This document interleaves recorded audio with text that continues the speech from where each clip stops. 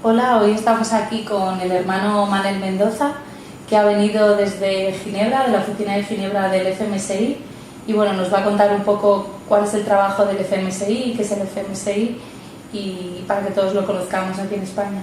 Entonces, si quieres, Manel, empezamos por que nos cuentes un poco qué es el FMSI. Bueno, el FMSI es una fundación marista que se llama Fundación Marista de Solidaridad Internacional, que está establecida por los hermanos maristas en ámbito jurídico en Italia. Entonces esta fundación se dedica a dos aspectos fundamentales, uno que es digamos lo que hace normalmente una ONG de ayuda solidaria a países en desarrollo, y otra que es la de promoción y la defensa de los derechos de los niños. Entonces, de momento tenemos dos oficinas, una que está en Roma y otra que está en Ginebra. ¿Y nos podrías contar en qué consiste tu trabajo más día a día, qué tenéis que hacer? Porque tú estás en la oficina de Ginebra. Sí, yo estoy en la oficina de Ginebra, y Ginebra pues es la sede mundial de la ONU en lo referente a derechos humanos. Entonces, lo que hacemos allí es más que nada incidencia política sobre los países. Trabajamos al nivel que podemos, que es el examen periódico universal que se realiza en el Consejo de Derechos Humanos, y el segundo instrumento de trabajo que también utilizamos es el Comité de Derechos del Niño, es decir, que se dedica al cumplimiento de los derechos que están escritos en la Convención de los Derechos del Niño. Y de todas las asambleas que has asistido de derechos humanos, derechos del niño, ¿qué es lo que más te ha impactado?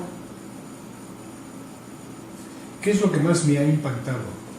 Bueno, pues lo que más me ha impactado quizás sea la seriedad con la que se toman las delegaciones que están en Ginebra, el trabajo que tienen que hacer sobre derechos humanos.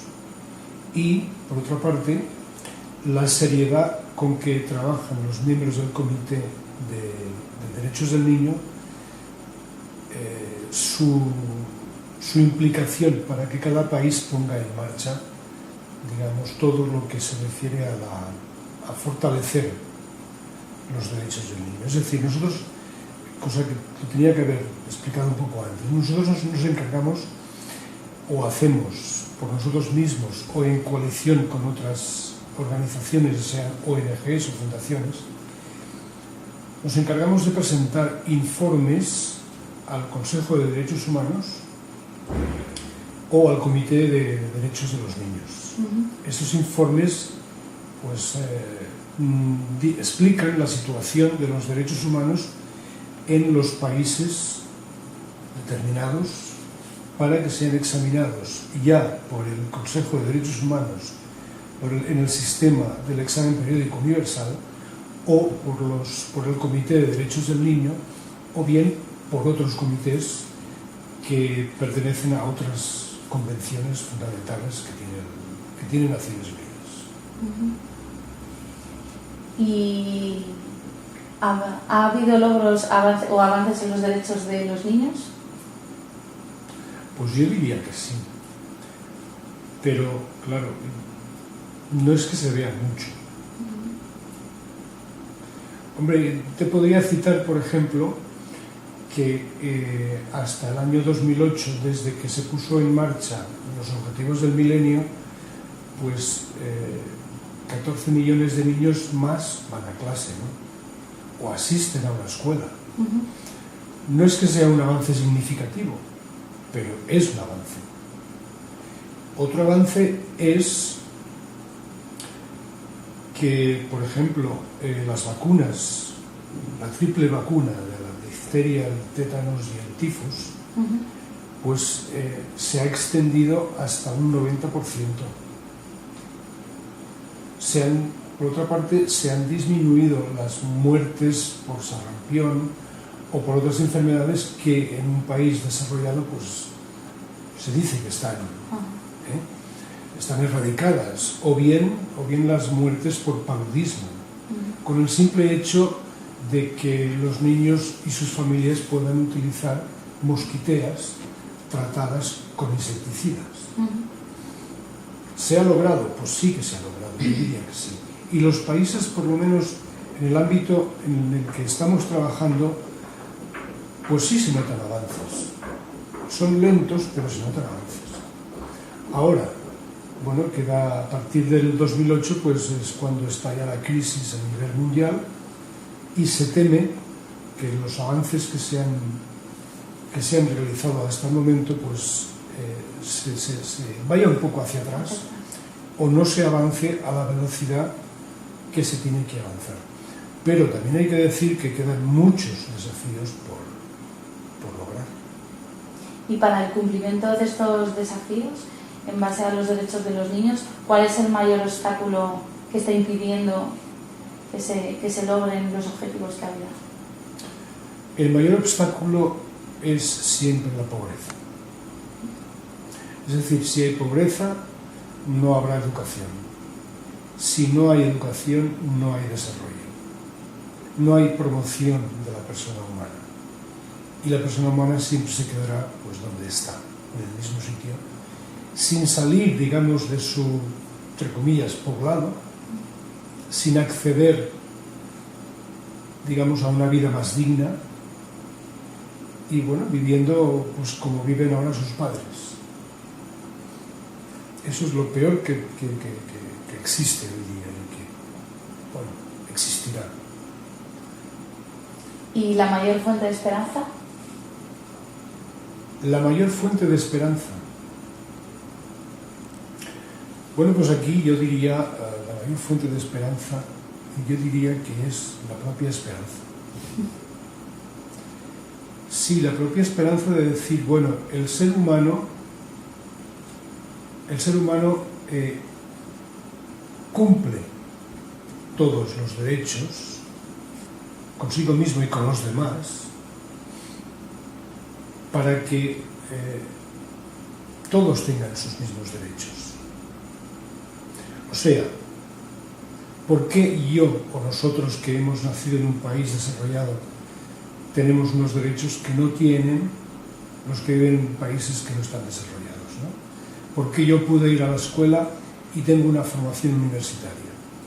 ¿Por qué otros no van a aprender a leer ni a escribir en toda su vida? Yo creo que la mayor esperanza para mí es que todos los hombres comprendan que debemos de luchar por que todos los derechos humanos se cumplan. Y aquí implicamos a mucha gente que ya lo está haciendo ahora, de forma individual o de forma colectiva, ¿no? Hay muchas ONGs, muchas organizaciones que se dedican a que todo esto sea una realidad. Mi mayor esperanza es que estas ONGs vayan sensibilizando a la gente, vayan exponiendo los hechos que están pasando en el mundo y que la gente sea tenida en cuenta por sus derechos, más que por la idea que podamos tener de solidaridad. Y la idea que podemos tener de solidaridad pues no es dar un aporte económico a una organización para que así, bueno, pues durante, como dicen algunas organizaciones, ¿no?, durante un mes un niño pueda comer, o una familia pueda comer, ¿no? No, yo creo que tenemos que comprender, y esta es un desafío y a la vez una esperanza, ¿no? Tenemos que comprender que todas las personas tienen que ser tratados o tratadas con los mismos derechos. Y esto implica un pensamiento solidario. Y ya para finalizar, ¿cuál es tu visión en un corto y largo plazo de la evolución de estos derechos de los niños? Bueno, digamos que se ha hecho bastante desde la aplicación de la Convención de los Derechos de los Niños. Tampoco es que sea muy antigua, hace 20 años que ha entrado en vigor, ¿no? que es la convención que todos los países, casi todos los países han firmado, excepto dos, o han ratificado. Entonces, la visión que yo tengo de esto a corto plazo es que los países vayan cumpliendo, digamos, las recomendaciones que les van haciendo el Comité de los Derechos del Niño, que se refiere a cualquier derecho de los niños, ya sea el derecho a la salud, el derecho a la educación, el derecho a ser protegidos. Y por otra parte, a largo plazo, pues que tengamos en el mundo una niñez que no esté, que no tengamos que proteger. Que no sea necesario, ¿no? Que no sea necesario protegerla porque nuestra manera de obrar ya la protege. Bueno, y aquí tenemos que pensar pues en todos los abusos que tiene hoy día la niñez, ¿no? Es decir, tenemos que ser capaces de eliminar el trabajo infantil, tenemos que ser capaces de eliminar el maltrato sexual que están recibiendo los niños, ya sea desde la pornografía, ya sea utilizándolos, comprándolos o vendiéndolos, ya sea pues desde cualquier punto de vista que enfoque la convención, ¿no? Desde el punto de vista de la salud, por ejemplo, desde el punto de vista de que les debemos escuchar y debemos tener en cuenta sus opiniones. Esto nos puede parecer tonto, ¿no? Porque ¿cómo vamos a hacer caso de un niño? Pues un niño tiene muchas cosas que enseñarnos, ¿no? Y muchas cosas más que podríamos ir diciendo para decir, bueno, pues dentro de 50 años los niños están protegidos porque la sociedad ha comprendido que los tiene que proteger para que su infancia se desarrolle, digamos, integralmente con su persona, con su estado físico. Y esto llevará pues a crear un mundo diferente al que tenemos hoy, en el cual pues ojalá todos los derechos humanos sean respetados, evidentemente.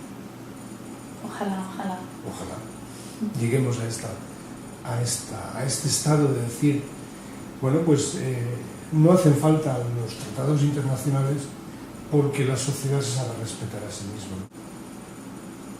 Bueno, pues con este mensaje de esperanza y de agradecimiento también por el trabajo que hacéis allí en Ginebra, el FMSI, de cara pues, a defender todos los derechos de los niños, nos despedimos. Bueno, yo espero que la colaboración pues sea mutua, no solo con SET, sino con otras organizaciones con las cuales estamos haciendo y estamos trabajando en Ginebra, para hacer que todo esto sea una realidad. Pues muchas gracias, Manel. A vosotros.